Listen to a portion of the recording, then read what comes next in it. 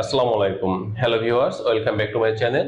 আজকে আলোচনা করব মুখে দুর্গন্ধ হওয়ার কারণ কি কি এবং এর সমাধান কিভাবে।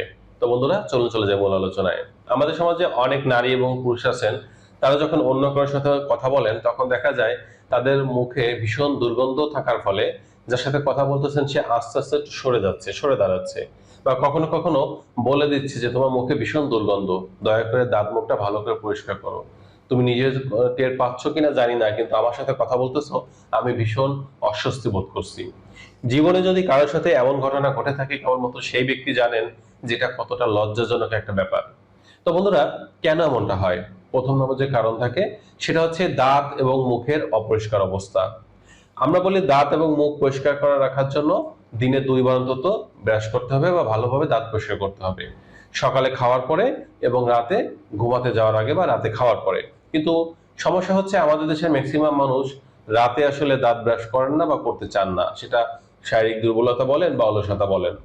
আপনি যখন রাতে দাঁত ব্রাশ না করে ঘুমাচ্ছেন, সারা রাত আপনার মুখে খাবারগুলো পচে দুর্গন্ধ হচ্ছে, সকালে ঘুম থেকে উঠে নিজের মুখের দুর্গন্ধ নিজে সহ্য করতে পারছেন না, তখন আপনি দাঁত ব্রাশ করতেছেন, দাঁত ব্রাশ করে আপনি সকালে খাবারটা খাচ্ছেন, 2-3 ঘন্টা পরেই দেখা যাচ্ছে আবার মুখে জীবাণু ভরে যাচ্ছে। কিন্তু আপনি যদি সকালে খাওয়ার পরে দাঁত ব্রাশ করতেন আর রাতে দাঁত ব্রাশ করতেন, তাহলে দেখা যেত আপনার মুখ প্রায় দীর্ঘ সময় 10 থেকে 12 ঘন্টা ভালো থাকতো, জীবাণুমুক্ত থাকতো। কিন্তু সেটা হচ্ছে না, শুধুমাত্র আপনার অনিয়ন্ত্রিতভাবে পরিষ্কার পরিচ্ছন্ন থাকার ফলে। দ্বিতীয় নম্বর যে কারণটা হয়ে থাকে সেটা হচ্ছে দাঁত এবং মাড়ির বিভিন্ন প্রকার রোগ থাকলে। বিশেষ করে আপনি যখন নিয়মিত দাঁত ভালোভাবে পরিষ্কার রাখবেন না, তখন আপনার দাঁতে পোকা ধরবে, দাঁত ক্ষয় হয়ে যাবে, দাঁত ভেঙে যাবে। তখন দাঁতের মধ্যে বিভিন্ন প্রকার খাদ্য কণা জমে সেগুলো পচে দুর্গন্ধ সৃষ্টি করবে।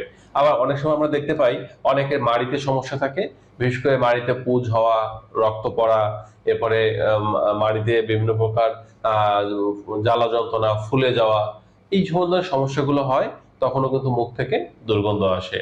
তৃতীয় নম্বর যে কারণটা হয়ে থাকে সেটা হচ্ছে মুখ যদি শুকিয়ে যায়, সেক্ষেত্রে কিন্তু এমনটা হতে পারে। অনেকে বলেন যে আমার মুখ শুধু শুকিয়ে যায় এবং তাদের মুখ থেকে ভীষণ রকমের দুর্গন্ধ আসে। মুখের স্বাস্থ্য ভালো রাখার জন্য মুখের লালাটা কিন্তু খুবই গুরুত্বপূর্ণ। কিন্তু আপনি যখন পানি কম খাবেন, আপনার শরীরে পানি শূন্যতা দেখা দিবে, তখন আপনার মুখে পর্যাপ্ত লালা থাকবে না, মুখ শুকিয়ে আসবে।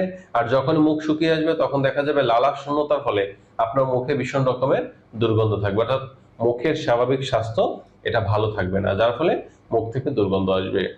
4 নম্বর কারণে এটা হয়ে থাকে সেটা মধ্যে অন্যতম হচ্ছে কিছু খাবার গ্রহণ করা।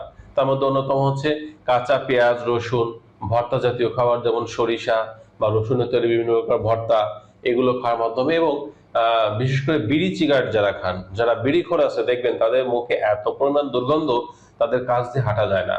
তারা অন্তত 10 হাত দূরে থেকে কথা বললেও মনে হচ্ছে যে ভীষণ রকমের দুর্গন্ধ আপনার মুখের উপর এসে পড়তেছে। আর এছাড়া অনেকে মাদক সেবন করেন, এগুলোর ফলেও কিন্তু তাদের মুখ থেকে দুর্গন্ধ আসে বা আসতে পারে। 5 নম্বর যে কারণটা হয়ে থাকে সেটা হচ্ছে আহ পেট বা হজমের সমস্যা। অনেকে দেখা যায় যে তাদের পাকস্থলী হজমের দুর্বলতা থাকে, সঠিকভাবে হজম হচ্ছে না, অনেকের পায়খানা ক্লিয়ার হয় না এবং অতিরিক্ত অ্যাসিডিটি, যার ফলে এই গ্যাসটা ভিতর থেকে রিফ্লেক্স করে উপর দিকে উঠে আসে এবং আপনি যখন কথা বলেন তখন দেখা যায় ভীষণ রকমের দুর্গন্ধ আপনার মুখ থেকে বের হচ্ছে। 6 নম্বর যে কারণটা হয়ে থাকে সেটা হচ্ছে টনসিল বা সাইনাসের সমস্যা। অনেকে দেখা যায় টনসিল প্রদাহ, টনসিল ফুলে যাওয়া, টনসিল পেকে যাওয়া, অথবা টনসিল ভালো আছে বা টনসিলে স্টোন জমেছে, আর টনসিলের স্টোন গুলো মারাত্মক লেভেলের কিন্তু দুর্গন্ধযুক্ত।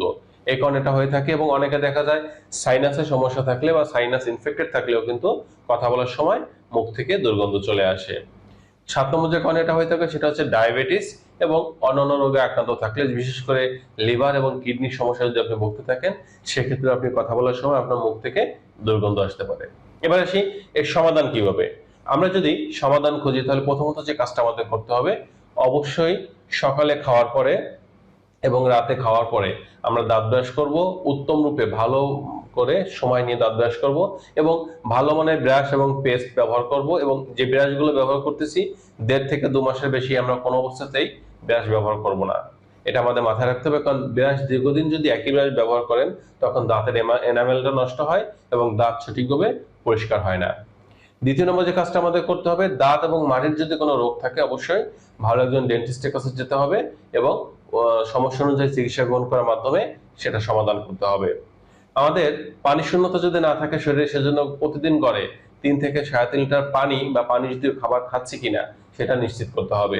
অনেকে দেখা যায় যে কাঁচা পেঁয়াজ রসুন খায়, এটা অভ্যাস থাকলে এর কিছু সময় পরে একটু সুগন্ধিযুক্ত খাবার গ্রহণ করুন অথবা ভালো করে দাঁত ব্রাশ করুন। আর যারা বিড়ি সিগারেট খাচ্ছেন এটা আস্তে আস্তে কমিয়ে দিন এবং একটা পর্যায়ে ছেড়ে দেওয়ার ব্যবস্থা করুন।